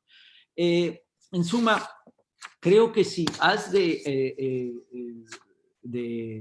si he de resumir, mis recomendaciones es, uno, tienes que considerar que los cambios esos que tú ubicas, primero, no son tan drásticos, segundo, no tienen mucho que ver con México, tienen mucho que ver con lo que están leyendo fuera, y que esos cambios no significan mucho para México. El indigenismo puede ser que no lo presentes fuera, pero el indigenismo es tan fuerte en México, sigue siendo tan fuerte en México y las corrientes indigenistas. Por otra parte, el indígena más famoso de México está presente ahí, que es Altamirano. Entonces, ten en cuenta eso. Segundo, es importante que cuando entres a la parte de la historia de las ciencias, encuentres cuál es el elemento científico más importante en el momento, que no tendrá mucho que ver solo con México, sino con lo que está pasando en el mundo, y entonces sí leerlo con mucho cuidado hasta el fondo. Puede ser el Instituto Médico, y seguir qué es lo que ha hecho desde 1889, qué están haciendo, qué tipo de investigación es vital, qué tipo de cosas creen que los puede llevar que puede solucionar problemas nacionales o llevar, y tiene una sonoridad internacional. Ya está.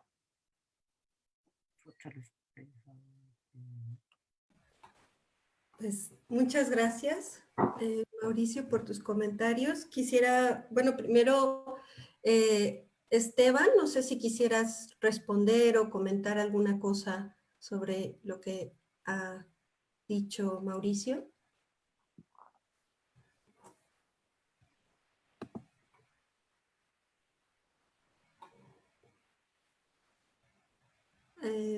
No se oye. No se oye. Esteban, tienes que conectar tu micrófono. Ya, Sí. ya. No, no gran cosa, solo son muchos, muchos comentarios que tomo todos en cuenta y no, pero sí, efectivamente, o sea, creo que es, digamos que estoy en esta posición, bueno, ¿cómo decir? Es un trabajo escolar que desgraciadamente creo que su gran límite es que es una especie de monografía muy hermética, muy cerrada sobre este pabellón en específico. Creo que eso resulta simplemente del hecho de que es los límites que se establecieron para un trabajo de maestría. Pero ahora lo quiero hacer es regresar justamente, tener una mirada mucho más abierta acerca de la participación mexicana en general en las instituciones universales y, y sí, creo que son muchos, muchos elementos de los cuales tomo nota. No, no creo que tener gran cosa que agregar por el momento. Muy bien, pues entonces damos oportunidad a los asistentes para que planteen sus preguntas. Hay algunas, un par que son entre comentarios que se han dicho ya. Los menciono aquí. Bueno, primero Silvia Sueck dice que en la exposición de 1889 el Observatorio Astronómico Nacional ganó una medalla de oro, pero en la sección Enseñanza Superior, gracias a su publicación científica titulada El Anuario del Observatorio Astronómico Nacional de Tacubaya, cuyo editor y director fue Ángel Anguiano. Ese es un comentario. Y luego te pregunta, bueno, dice que le interesa mucho cuál es tu idea de circulación de conocimiento, Esteban, si podrías comentar algo. Ok. Sí, claro. Digamos, en el aparato teórico que proponía para el proyecto de doctorado, lo que proponía principalmente era, digamos, aprovechar o abordar acercamientos, propuestas recientes en teoría, sobre todo en historia global, que, digamos, y tener un acercamiento realmente es lo que se dice situado, es decir, seguir objetos en su materialidad y concebir su circulación, su movilidad, como un aspecto que también tiene que ser entendido materialmente. Es decir, que los objetos se transforman, cambian de significación.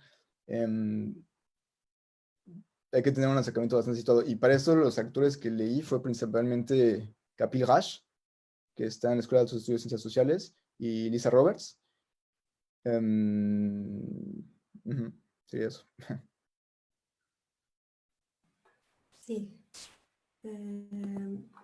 También, a ver, tengo otra por acá, de Marianela Porras. En realidad es un comentario y dice que para los debates arquitectónicos con detalle a finales del siglo XIX, principios del XX, hay que mirar los textos de la revista El Arte y la Ciencia de Nicolás Mariscal, y que también hay varios en la publicación de Vargas Salguero, Ideario de los Arquitectos Mexicanos, 2010, digitalizado por el proyecto Raíces UNAM de Ríos Garza. Ese es un comentario. Sí, y también en la revista Arquitectura hay todo un debate sobre el pabellón del 37 de Chacón.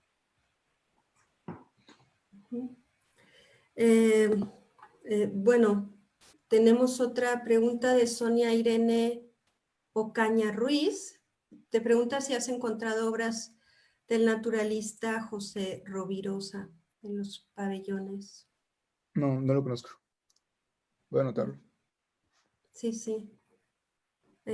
Bueno, dado que es un proyecto en desarrollo, pues yo creo que todo esto le va a servir mucho a Esteban para ir configurando su itinerario de investigación. No sé si alguien más quisiera comentar algo. A ver, creo que hay aquí otra pregunta. Diana Méndez nos dice que la sesión está muy bien, que le parece muy interesante tu trabajo y los comentarios del doctor Mauricio, y te pide si podrías retomar los ejemplos que no pudiste exponer, que igual si ¿Pueden ver la pudieras. pantalla? Uh-huh. Sí, bueno, solo era esta cuestión del Instituto Médico que estoy particularmente fascinado y muy curioso sobre este organismo. Creo que en este estado de la investigación, que es extremadamente embrionario, creo que ejemplifica bien lo que trato de proponer, digamos, como en teoría. El Instituto Médico es creado específicamente, bueno, esos son trabajos de Nina Hinke y de Morales Sarabia.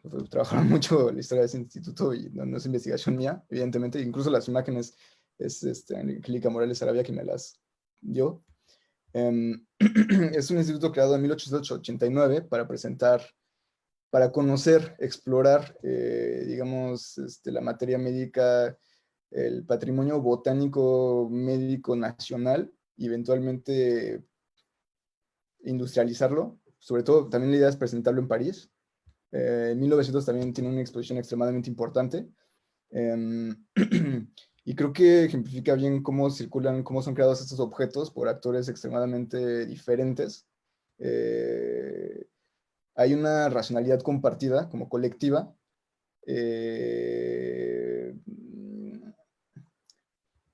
Y podemos ver cómo, por ejemplo, este es el Museo de Materia Médica de París. Aquí hay una botica que hice en México. Una de las cosas que quería verificar, por ejemplo, es dónde proviene, porque es un museo que se enriqueció mucho durante las exposiciones universales, y yo creo que sería completamente posible que estas medicinas, que son botánicas, hayan sido traídas por el Instituto Médico. Por ejemplo, o sea, yo lo que quisiera ver es cómo lo que lleva el Instituto Médico, viaja en París, circula, cómo es usado en varias instituciones, por ejemplo, el Museo de Historia Natural de París, este Museo de Materia Médica, y otros. Ese es me parece que es la exposición de drogas del Instituto Médico Nacional en México. Y bueno, tienen toda una producción visual que consiste en fotografías, litografías, dibujos, producidos principalmente por Adolfo Tenorio, que es un pintor que se expone también en 1889, cuyo hermano era el fotógrafo del Instituto Médico Nacional. Algo que es interesante de este instituto es que está dividido en 5 secciones. Integra varias ciencias bastante diferentes. Imagino que hay procesos de negociaciones y tensiones internas muy particulares. Tiene una sección de historia natural, otra de química, otra de fisiología experimental, otra de estudios clínicos y finalmente una de geografía médica. Entonces es el paquete entero. Y creo que algo interesante es que la primera sección de historia natural adopta prácticas relativamente sistematizadas, me parece, que es pedir informaciones a través de poblaciones locales, campesinos indígenas, sobre los usos y las denominaciones vulgares que tienen de las plantas. Creo que algo interesante de notar sobre eso es que en París 1889, varias publicaciones francesas hablan del Instituto Médico Nacional, porque México quiso darle mucha importancia a este organismo. Hablan de todas las secciones menos de la de historia natural. O sea, hablan, pero no dicen exactamente lo que hacía. Digamos, la presentan como algo mucho más interno y cerrado. Creo que es interesante ver cómo quería presentar la comisión, ese instituto. Muy bien. Gracias. Bueno, Aide García quiere preguntar algo. ¿Quieres encender tu micrófono, Aide, para hacer tu pregunta directamente? Sí, sí, gracias, Adriana. Hola, buenas tardes. Pues yo creo que es... La pantalla. ¿La quito?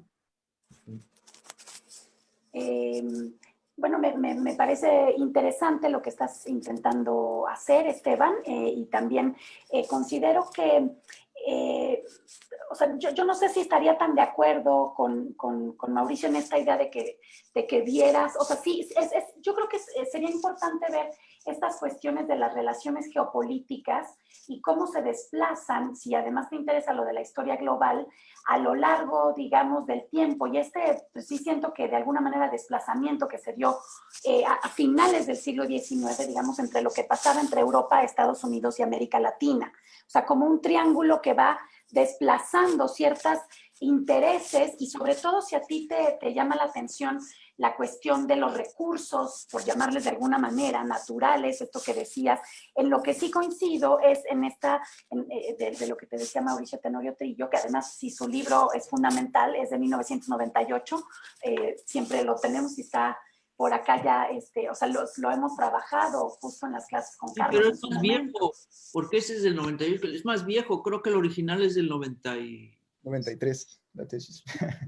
Pues La sí, edición mexicana. pero sí aborda como muchos puntos, pero quizá lo interesante sería ese desplazamiento, digamos, geopolítico que se está dando, porque, por ejemplo, yo he trabajado la Exposición Histórico-Americana de Madrid en 1892 y sobre todo algunos elementos antropológicos que se llevaron por parte de la Comisión de la Junta Colombina Mexicana, y entonces sí es como interesante a lo mejor hacer algún contrapunteo entre, y por ejemplo, lo que yo noté es que, claro, hubo una disputa muy fuerte, digamos, a nivel Europa, entre España y por supuesto Italia, y que si Colón era genovés o no, entonces, y por ejemplo, Francia no participó de la exposición histórico-americana, pero como el Congreso de Americanistas fue muy cercano en Huelva, sí hubo, por ejemplo, a mí, que pasó por la exposición, se interesó en las cosas, digamos, mexicanas, que es lo que a mí me interesa, pero de los cráneos, en fin, y hubo una transacción, pero sí hubo esta disputa también con la de Chicago de 1893. Es decir, en México hubo un jaloneo de quiénes iban a un lado, quiénes en otro, si había una continuidad o no. Como bien lo dijo Mauricio Tenorio Trillo, todas estas grillas al interior, al menos en el campo que yo trabajo de la antropología, en las disputas entre Francisco del Paso y Troncoso y el propio Leopoldo Batres, en fin. Pero creo que sí te puede como servir esa idea de la cuestión geopolítica y este desplazamiento, digamos, de los centros que se dan y las disputas entre Francia o, digamos, Europa y Estados Unidos.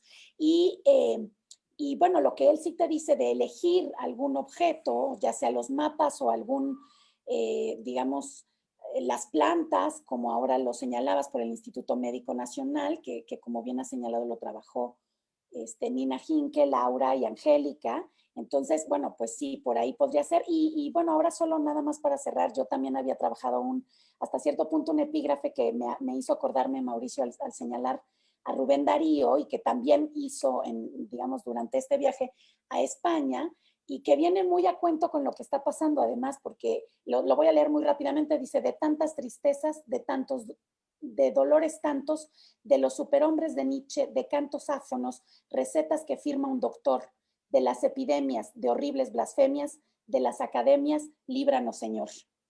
Entonces es como muy interesante, bueno, siento yo que viene mucho a cuento por lo que estamos viviendo y por lo que se está discutiendo. Pero bueno, muchas gracias por tu participación. Darío ya lo había dicho todo. Bueno, gracias a los dos. Esteban, no sé si quisieras reaccionar. Si no, pues Angélica. Oye, una cosa, hay un desplazamiento Sí. interesante de lo que decía Haide. Es muy interesante cómo este equipo de grillos, antropólogos, todo como dice ella, estos antropólogos están entre ir a Estados Unidos, que es muy importante para México. Está Starr y está Boas, lobbying para que vaya a México, que sí, que no, que esto, pero para México es muy importante tener una presencia en España en ese momento tan importante que es la celebración del centenario de Colón y todo aquello. Es muy interesante, pero es muy interesante la decisión que va tomando la propia idea. Yo tengo la impresión de que por afrancesados y europeos y todos que sean, se dan cuenta que el futuro es Estados Unidos. Y la prueba es que don Jesús Contreras, el más afrancesado de todos, manda a su hijo a estudiar urbanismo, no a Francia, como Mario Pani, como todos estos, sino a Estados Unidos. Y Carlos Contreras, el primer urbanista, así todo, es educado en Estados Unidos. ¿Qué está haciendo Carlos Contreras, el hijo del más afrancesado de todos los porfirianos en Estados Unidos? Es que sabe que ya se llevaron el negocio para Estados Unidos, ¿no?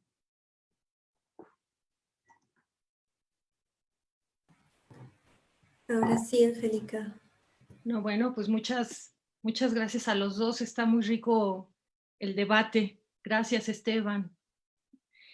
Bueno, a mí me parece muy importante esto que decía Tenorio Trillo de saber qué están mirando la gente las comisiones que están organizando las exposiciones, que además, bueno, se repiten en las diferentes exposiciones que se van a realizar. Sin embargo, a mí me gustaría, aunque no es tu objetivo central, no lo tienes como un planteamiento central en tu trabajo, sí es muy importante reconocer que si bien ellos se han profesionalizado, han entendido muy bien los discursos, las formas de presentar las colecciones, la forma de elaborar catálogos, etcétera, han incorporado ciertas temáticas, otras las han dejado de largo. Sí es importante también reconocer que todos los institutos que están participando en este momento siempre tienen la posibilidad de colar sus propias agendas, sus propios intereses. Entonces, si bien es cierto que la Secretaría de Fomento les pide determinados, que recojan determinada información, que armen determinadas colecciones, ellos aprovechan para aprovechar para tener recursos y armar sus propios insumos de investigación. También esto que tú señalabas de cómo están circulando ciertas colecciones que se quedan allá, ellos también aprovechan para atraer otras, etcétera. También es otro mecanismo importante que van a tener no solo los profesionales del Instituto Médico Nacional, sino de otros institutos para resolver determinadas temáticas que les preocupan. Entonces, sí, estoy de acuerdo con este planteamiento que hace Tenorio Trillo de saber qué están mirando ellos, pero también no perder de vista que los profesionales acá están también aprovechando estas exposiciones para resolver sus propias preguntas y necesidades de investigación. Si puedo hacer un comentario porque es muy importante y olvidé decirle a Esteban. Esteban, en las ferias francesas no hay pabellón de mujer, pero en las ferias gringas hay pabellones de mujeres. Y esto que acabas de decir de que los actores aprovechan para colar, en el caso de las mujeres es muy interesante. Para la Feria de Chicago se desarrolla la primera antología de poetisas mexicanas para exhibirlo en los pabellones de mujeres. Generalmente la presencia mexicana de mujeres estaba comandada por mujeres ricas que exhibían el macramé y el bordadito y todo aquello, pero poco a poco las mujeres fueron metiendo cosas que ellas querían exhibir. Y como en Estados Unidos este movimiento era importante y cada vez mujeres más importantes y cosas más interesantes de educación de las mujeres metían, las mujeres utilizaban esto para llevar su propio. Si tú dejabas solo el Estado y la organización, pues nada más querían exponer el macramé o la cosita que habían hecho y poco a poco ellas iban metiendo más. Y el otro campo donde es muy claro cómo ellos hacen lo que quieren es los músicos. Toda la presencia mexicana llevaba también músicos y en Chicago hubo una famosa orquesta típica mexicana. Pero ¿qué se encontraron en México, en Chicago? El blues, el jazz. Y claro, ellos empiezan a viajar por ahí y empiezan ahí y desde entonces tienes músicos mexicanos que se dan cuenta de dos cosas, que pueden vivir de ser músicos aquí, sobre todo a partir de 1919, 18, donde ya hay una comunidad mexicana aquí, y están aprendiendo a tocar y a meterse en las grandes orquestas.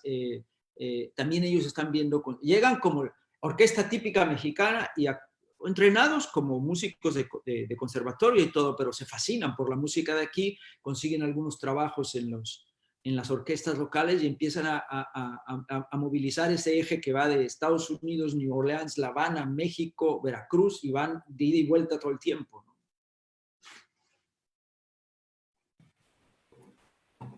Bueno, ahora no sé si haya alguien más que quiera hacer una pregunta. Hay algunos comentarios en las recomendaciones, Esteban, en el chat de bibliografía para ti, por ejemplo. A ver, un momento. Bueno, Aide te recomienda el trabajo de Beatriz González Estepan y Jens Sanderman, Galerías del Progreso, Museos, Exposiciones y Cultura Visual en América Latina.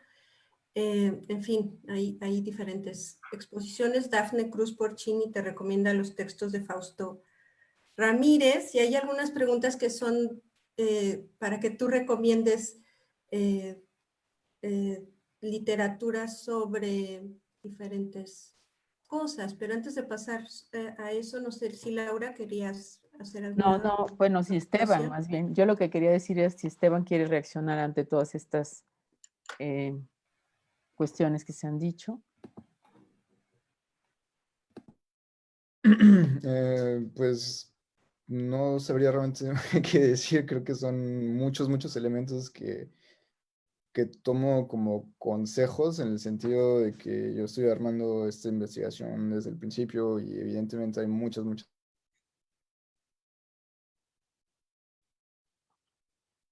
que no está bien ver, y que creo que, bueno, el problema es que a veces en Francia es difícil, digamos, tener un feedback de mexicanistas, de especialistas de México, y eso implica que a veces no me ponen barreras también en lo que digo cuando hago interpretaciones que tal vez están un poco, digamos, que están un poco forzadas.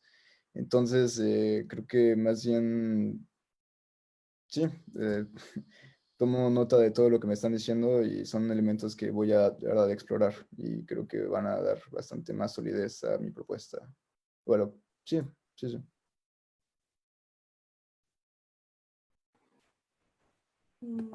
Pues no sé, no veo que haya... Bueno, Gustavo, no veo su apellido, pregunta, ¿quién del gobierno mexicano decidió exponer el pabellón azteca en la Feria de París de 1899 y no el maya, que por esas épocas estaba en plena auge exploratorio? ¿Por qué se tomó esa decisión? Gustavo Sánchez.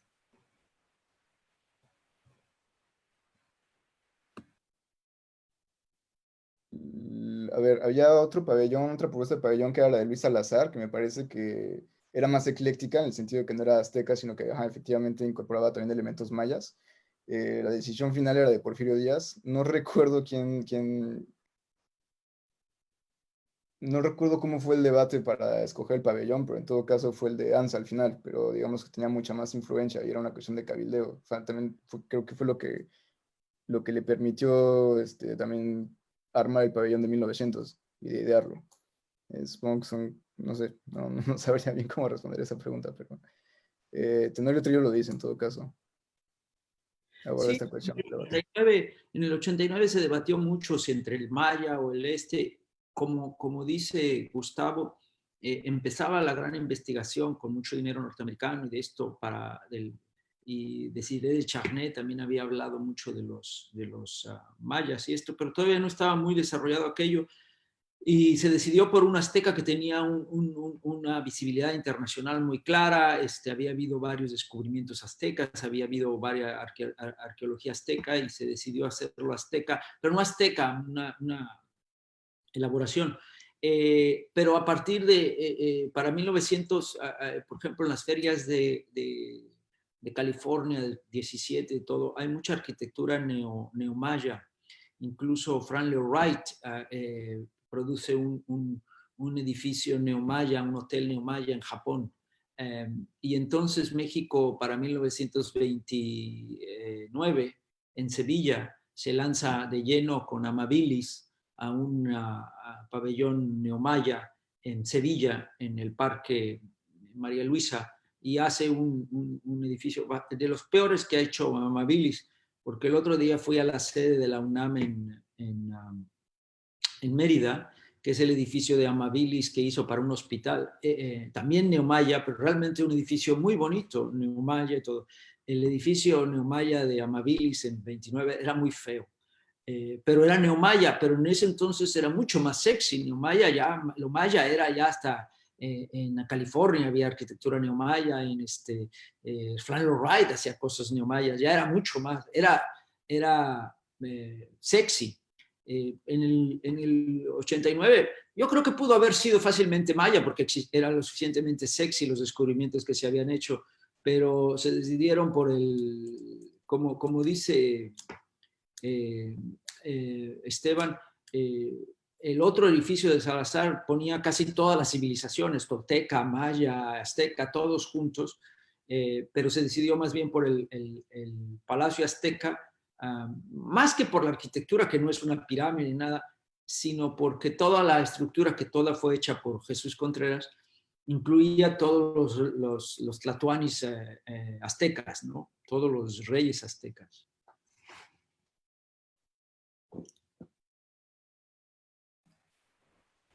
A lo mejor nomás para agregar, perdón, de eso que estaba diciendo justamente Mauricio, porque efectivamente ya desde de 1892 ponen a los 6 maniquíes de los reyes, digamos, aztecas o mexicas.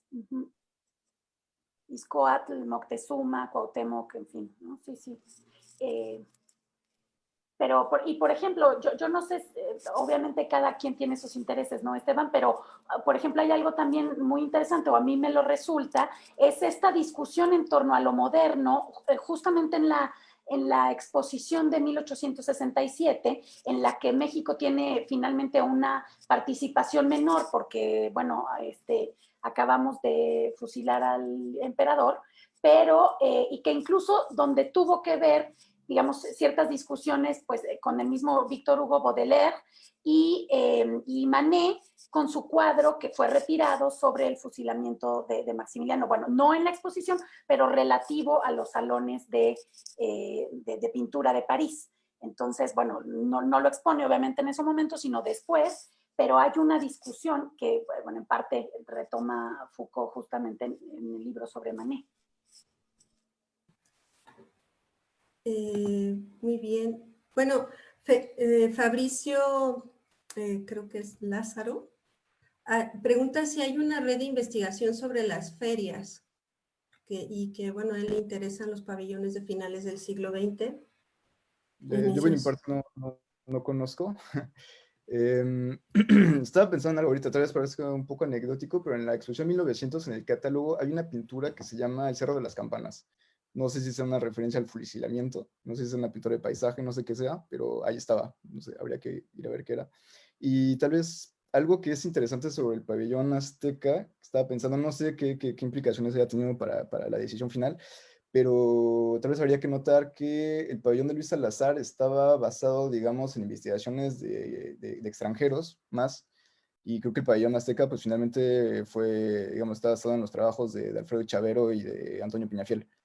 Y el pabellón de Luis Salazar, el que él proponía, y lo explica Peñafiel, tiene un libro en el cual presenta el pabellón de Salazar, dice que está basado en los trabajos fotográficos de Désiré Charnay, de Jean-Frédéric Waldeck, en los años 1820, que era un francés, y otros franceses, de Lord Kingsborough también, bueno, inglés, y otros personajes que en todo caso no eran mexicanos. Me parece curioso ver que haya como esta diferencia, entonces, digamos, creadores nacionales y del otro lado, pues, extranjeros.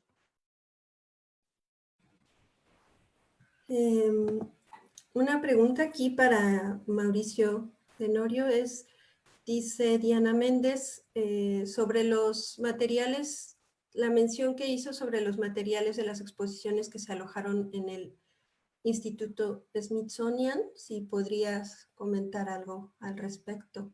Bueno, hay que entrar al Smithsonian. El Smithsonian tiene una colección de ferias internacionales donde tiene todas las souvenirs y todo. Hasta hace poco lo había puesto en internet. Hace mucho que no entro. Cuando yo escribí, por supuesto, no lo tenía. Pero ellos tenían todo y tienen un grupo de investigación sobre ferias y tienen no solamente americanas, sino de europeas y de todo. Me acuerdo que tenían un cuadro por años igual, con todos los edificios, los grandes momentos, y su colección en privado, si uno va al Smithsonian, es todavía mayor, porque tienen todos los panfletos y tienen todo eso. Hay un buró de las ferias internacionales que decide quién va a hacer las ferias, entonces su archivo incluye todo, y tienen una publicación y tienen congresos sobre las ferias cada tanto. Entonces, por ejemplo, las ferias de los años 60 son muy interesantes, la de Nueva York y la de Chicago, y todas esas han sido menos por ejemplo, está el papel también, creo que en algún lado hablé de él. ¿Cómo se llamaba este fotógrafo? No me acuerdo cómo. En la Feria Internacional de Nueva York en el 67, un fotógrafo mexicano muy... Ay, ¿cómo se llamaba? No me acuerdo. Y hay un pabellón Luis Márquez, Mauricio. Hola, soy Dafne. Luis Márquez Romay, ¿te acuerdas? Ah, sí, sí. Yo escribí algo sobre eso, ¿no? Sí, me acuerdo, en el catálogo de la exposición de Nueva York de 1939-40, sobre Luis Márquez y su participación. Es súper interesante porque él también diseña todo lo exótico de los vestidos mexicanos y todo aquello. Otra vez, el Ajú del Cairo nuevamente. Pero luego hace una fotografía súper avant-garde y súper gay.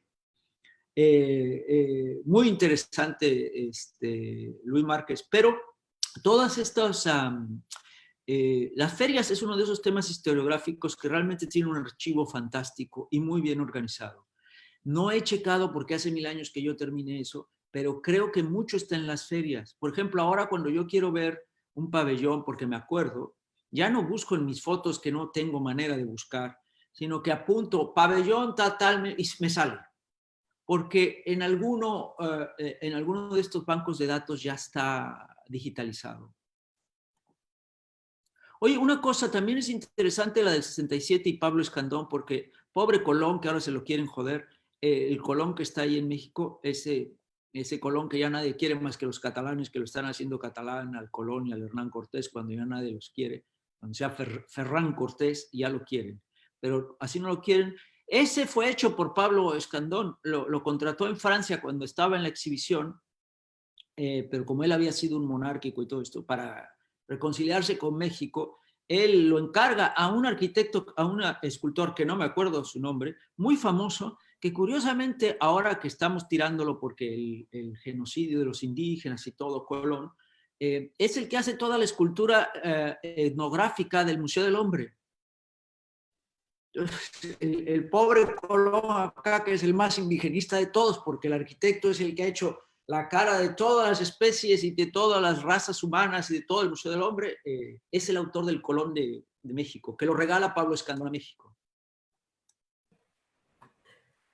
Bueno, en el chat nos ponen el enlace para la colección de la Smithsonian Institution. Ah, sí existe, ¿ves? Yo sabía que lo tenían que haber puesto en el...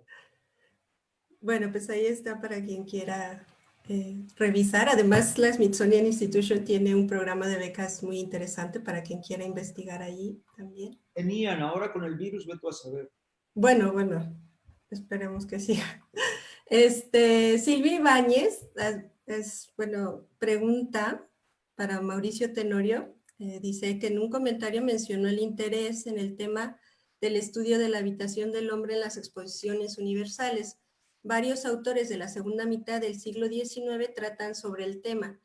Desde su perspectiva, ¿por qué el tema es relevante en ese momento?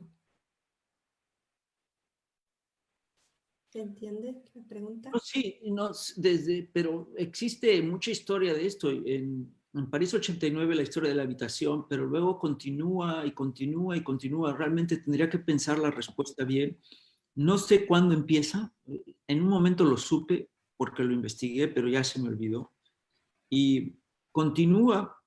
En 900 no hacen, pero luego, por ejemplo, en Chicago hacen algo más o menos, pero le ponen gente. Entonces traen en más de Filipinas, indios de aquí, y entonces ponen casitas con sus indios afuera y los exhiben. En el libro de Riedel sobre All the World Was a Fair hay mucho de esto. Y luego, por ejemplo, en la Feria del 29 en Barcelona hacen lo que hoy se llama el pueblo español, que es la reconstrucción de la habitación de cada región de España, Andalucía, Cantabria, Cataluña, y todavía existe esa. Entonces, continúan. Yo lo supe, pero ya se me olvidó. Tendría que pensarlo. Bueno, muy bien. Aquí Aide nos pone que el escultor del que hablabas es Noreña. No, es francés, es un francés. Noreña es el de Cuauhtémoc. El de Cuauhtémoc y Juárez, sí. Sí.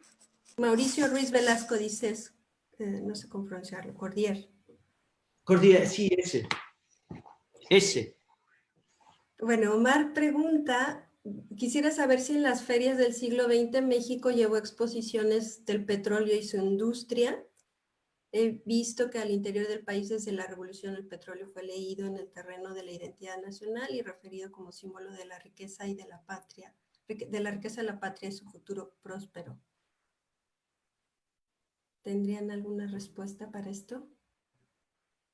Sí, sí, llevó a partir del 37 Cárdenas en la Feria de París y luego en todas las ferias, no en la de Hannover y esto ya muy moderna, siempre Pemex tiene un stand. Ya en las modernas, así la que yo conozco, que fue la de Sevilla y la de Sevilla 92 y Hannover 2000, ya no. Se fue a la bodega. Bueno, pues yo creo que vamos cerrando, ya no veo más preguntas, en Facebook tampoco hay. No sé, Esteban, ¿quisieras hacer algún comentario final? Mauricio.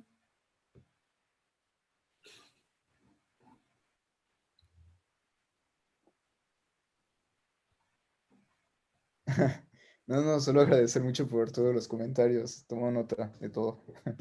Tratar de presentar la próxima vez avances, ahora sí.